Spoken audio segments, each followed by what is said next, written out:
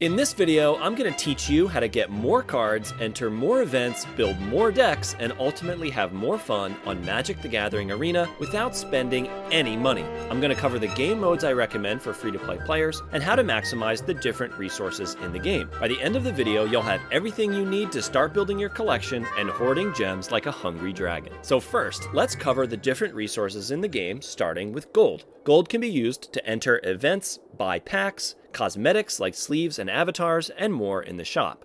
Gold can be earned from your daily wins and quests. Your daily win progress will reset every day, and they always produce the same amount of gold. Your first win each day is worth 250 gold and some mastery XP, which we'll touch on later. The next 3 wins are worth 100 gold each.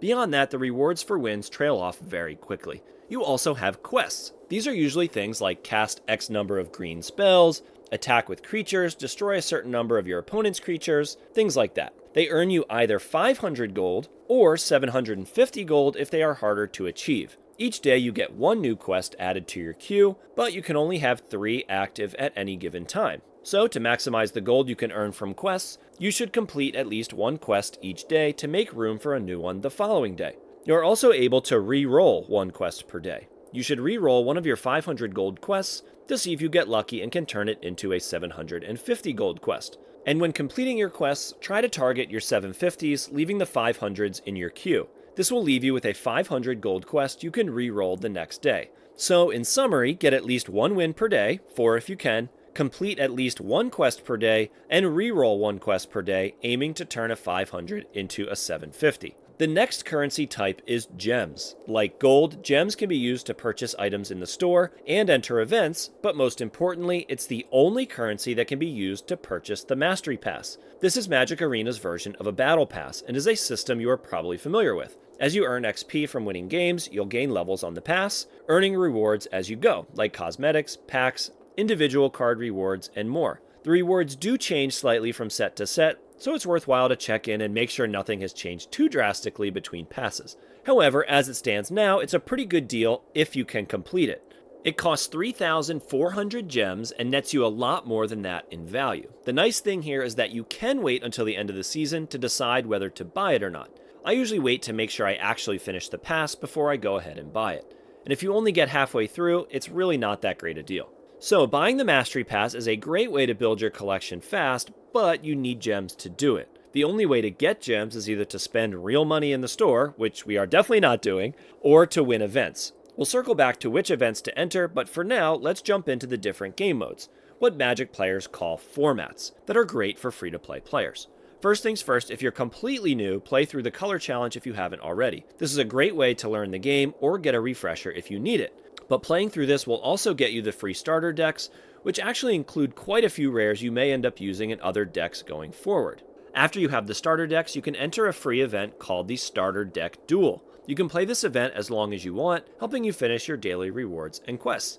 And if you're looking for something a little less competitive from time to time, this can be a nice event to jump back into later. Another great event for free-to-play players that I still play all the time is Jump In. For 1,000 gold, the same price as a pack in the store, you get 2 themed packs that form your deck. You're queued against other players with a Jump In deck to battle it out. You can earn up to 2 individual card rewards, plus you get to keep the cards in your deck. The cards are from the most recent standard sets, and you have some control over which themes you choose. And like Starter Deck Duel, for 1,000 gold entry, you could just play that one deck forever, or re-enter if you want to try something new. This event is an incredible value and a lot of fun. The next event I recommend is Quick Draft. For 5,000 gold, you get to open 3 packs worth of cards, build a deck, and play against other players for prizes. There's also the possibility of rare drafting. That is, you just take every rare you see, so you could end up with more than 3 rares for your entry fee, and that's before any potential prizes. Now you do have to be very good to do so, but it is possible to get your entry fee back in prizes, plus some. This is called Going Infinite, where you enter the event, win enough to get your entry fee back, plus you keep all your cards and prize packs, then use your winnings to enter another draft, and so on. The community has done lots of math that says buying packs in the store, we'll get to that in a minute, has the same value as Quick Draft in terms of building a collection. But for me personally, I don't want to just open the packs. For my entry fee in a Quick Draft, I build my collection and get a few hours of gameplay. And draft is one of my favorite ways to play the game. Now, if you play enough draft, you can make massive progress for collecting all the rares in a set, and it doesn't take much time at all to get the full playset of every common and uncommon in the set. Now, Premier Draft is also an option, but you are spending more each time you enter an event, 10,000 gold instead of 5,000, and you need to get more wins to see a good return. A bad streak of luck can completely wipe out your account and set you back to square one. If you're an incredible drafter and have some cushion and gold built up, Premier Draft is technically better value over the long run, but I think you'll know if that's right for you. For most players, Quick Draft is a better value. Now to discuss buying packs instead of drafting for set completion. Ever since the introduction of what is called golden packs, buying packs in the store is a totally fine option for building your collection. Every 10 packs you buy in the store, which always include one rare, net you a golden pack as a bonus. This golden pack contains 6 random rares, all from current standard legal sets. This nets you roughly as many rares as an average player playing Quick Draft, accounting for prizes. However, this does not allow you to convert your gold into gems, and you will need to find another way to earn gems if you want to buy the Mastery Pass, which again I highly recommend trying to do.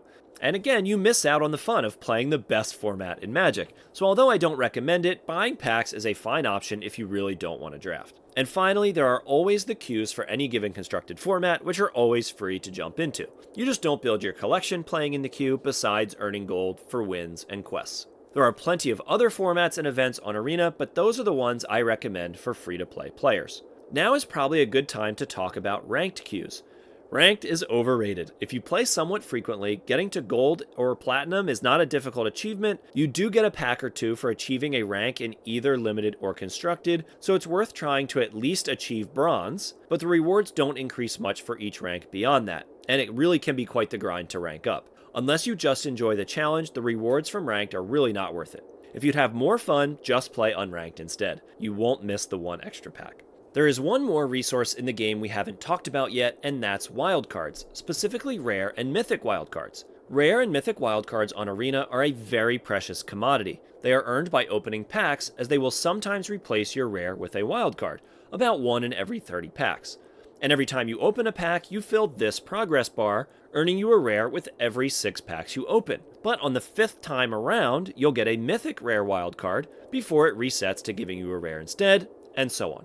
You can also earn rewards via the Vault. Whenever you open the 5th copy of a common, 1 point is added to the Vault. Opening the 5th copy of an uncommon earns you 3 points. Once you have 1,000 points in the Vault, you can open it to earn 1 Mythic Wildcard, 2 Rares, and 3 uncommons. This will happen naturally as you open packs, and in my experience fills up about once per set based on semi-regular play. Now, since they are so hard to get, we need to make sure we spend our wildcards wisely. First of all, when a new set comes out, avoid the flashy new mythics and rares like the plague. 99% of new rares and mythics see little to no play in competitive standard, and even fewer of those make it beyond standard into seeing play in extended formats like Explorer and Timeless.